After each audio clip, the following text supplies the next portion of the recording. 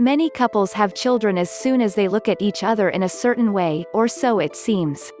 Lots of couples do have problems conceiving children. There are several possible reasons for this and several possible solutions to the problem.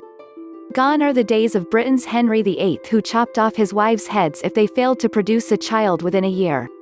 Nowadays people realize that this is a difficulty that is a shared one. If specialists find that one of the partner's reproductive system is not working as it should, then that person will need substantial support from their partner. Most men do not have the Henry VII approach. Most will be willing to have tests done to determine a sperm count and to check on the activity of the sperm. This is usually the first step in determining the reason for lack of conception of a child, because production of the sperm sample is very simple and certainly does not require invasive surgery. Sperm counts can sometimes be increased by hormone supplements. Be aware that increasing testosterone levels will also cause increased aggressiveness in social situations. I knew a guy once in this situation, and all his workmates breathed a sigh of relief when he announced his wife was pregnant. Investigating the female reproductive system is much more complicated. That's why there are gynecologists for women and no equivalent for men. I am not going to go into the many vagaries of the menstrual cycle here.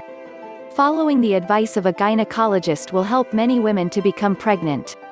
There are other alternatives even after the specialist's advice hasn't worked. Test tube babies are very common. I used to teach a teenager who was the UK's first test tube baby. She was just like every other girl in the class. Eggs are removed from the woman's ovaries and fertilized with her partner's sperm, usually in flat petri dishes rather than test tubes. One of the fertilized eggs is then placed inside the woman's uterus, where it will hopefully attach itself and develop normally. The rest of the fertilized eggs may be frozen in case of failure the first time. If the man's sperm count or activity cannot be raised, the couple could have a baby using sperm from a donor.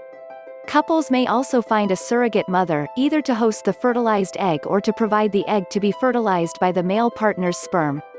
In short, there are many routes out of this common predicament that a loving couple can use to have the children they have set their hearts on. Thank you so much for watching, and click the link below for further information.